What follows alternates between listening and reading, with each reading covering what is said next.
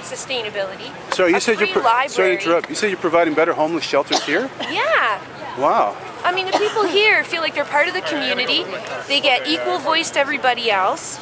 There's actually a lot of recovery going on here, both in terms of addiction and mental health. Yeah. So this is actually a better shelter for homeless people than the city is providing. How many people would you say you've helped in the last 30 days? It's more that the people have an opportunity to help each other, right? Because they're just part of the community. I heard that they're actually feeding the homeless here. Oh yeah, everybody, anyone who wants to come, they get food.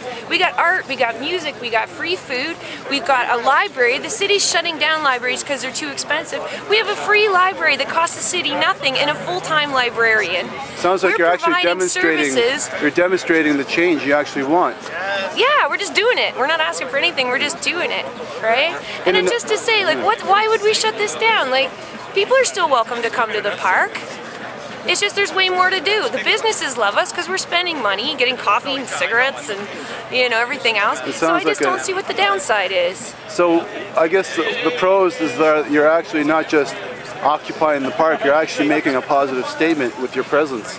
Well, yeah, and we do live here, right? Like, it's a park full of people who are talking to each other. Isn't that what parks are for?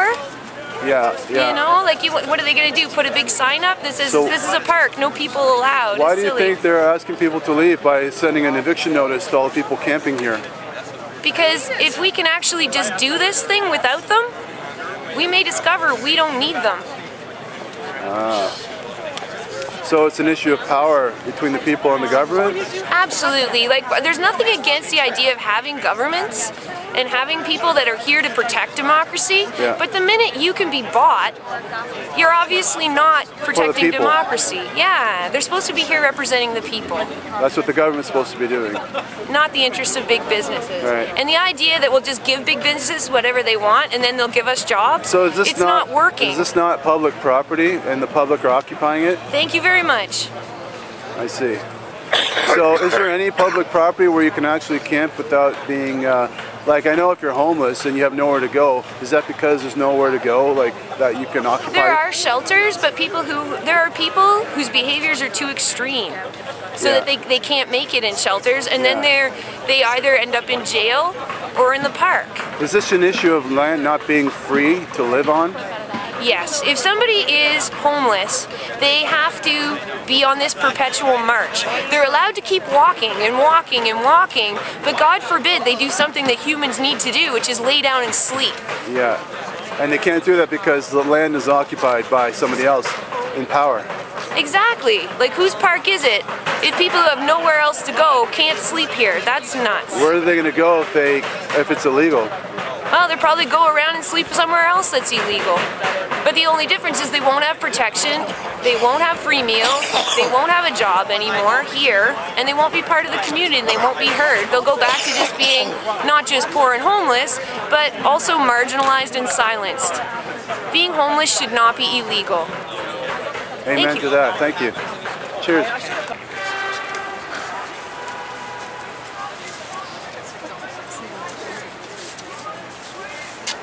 And may I ask, what is the purpose of this structure? To protect the books. Oh, the books. Yeah, this is a library. This is a free library. Oh, that's what this is. Yeah. Oh, very cool. How long have you had this set up? The library? Yeah. Since day one. It's been as important as shelter to us. What was the purpose of having the library here? Here, like this location? Yeah. This is where the yurt is, and it offers protection for the books and the people inside who wish to enjoy the books. Oh, I see. And the book, what kind of books do you have? Everything from radical books to romance novels. Oh, so it's just general knowledge. It's everything. Is it the same kind of stuff you'll find at the other library? Well, I don't have much. More informative? Well, I don't have much experience with Toronto public libraries. The public libraries I have had experience with, you can't find a lot on politics. You can't find a lot of smaller authors. There's a lot of restrictions on what you'll find in a major library for the most part. This is open. Whatever you want, if it's there, you can use it. If you can't find it and you have it, you can put it here and other people will be able to use it.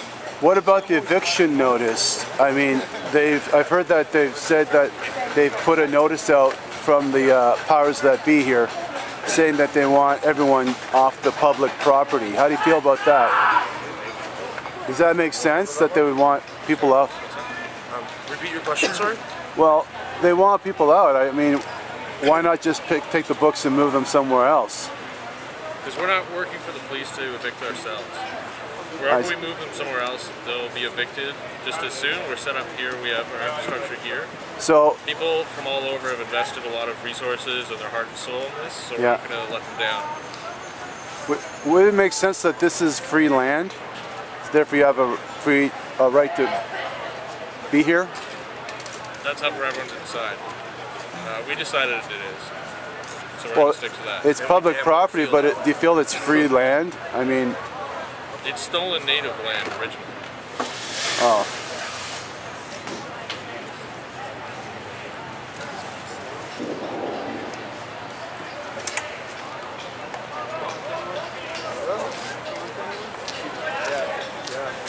Like Nazi Germany. Yes. So that's the reason. It's because the books in other places were burnt. That's why they were burnt in New York and Wall Street. We are standing up for our yurt, for our books. This is knowledge. We are going to stand up and fight for what's right. Freedom to information will be protected tonight at all costs. So we're exercising our freedom that we should already have. Yeah. Very good. You guys both have it. You got a great shot of your sign when they were officer bringing the bylaw officer. Awesome. Right there. That's good. I look forward to seeing it. Yeah.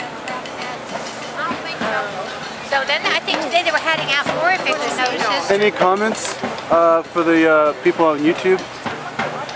Yes, I have a lot to say.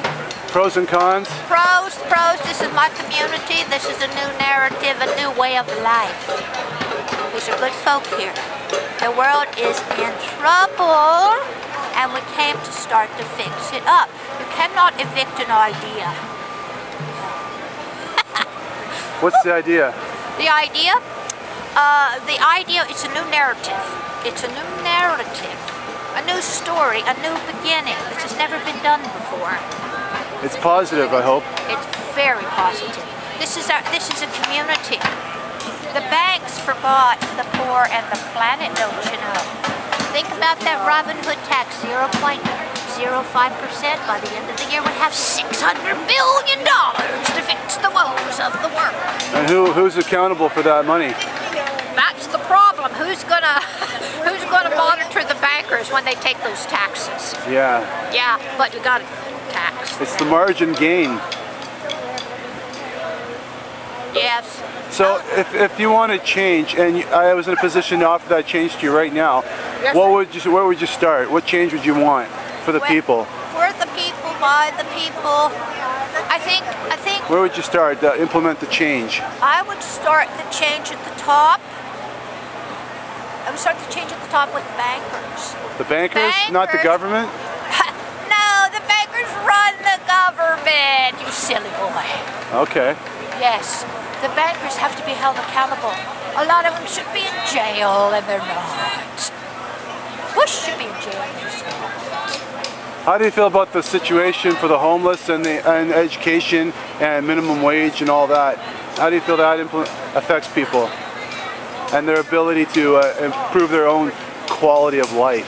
I think it's really hard. It's really hard when you're on the Titanic too, and the icebergs are melting, and the polar bears are drowning, and the clownfish are dying. It's really hard if you're young and you can't get a job. Maybe you went to school and you got student debts and you can't pay for them, and then you look for a job and there's no jobs, and then you don't have a home, and then you're homeless. Some of the nicest people I've met in years are here in this camp. Young people working their asses off because they care and they want a new future and they deserve a new future. Well, thank you very much for your thoughts. Hello. And if you're the editor of a newspaper, what would your headline be? Well, that's a good question, man. We are one. We are one. We are one. And if we're not together, we are. We are all connected. We are all connected. This is a spiritual crisis, you know. Thank you. People don't get connected. Thank you so much. You're welcome.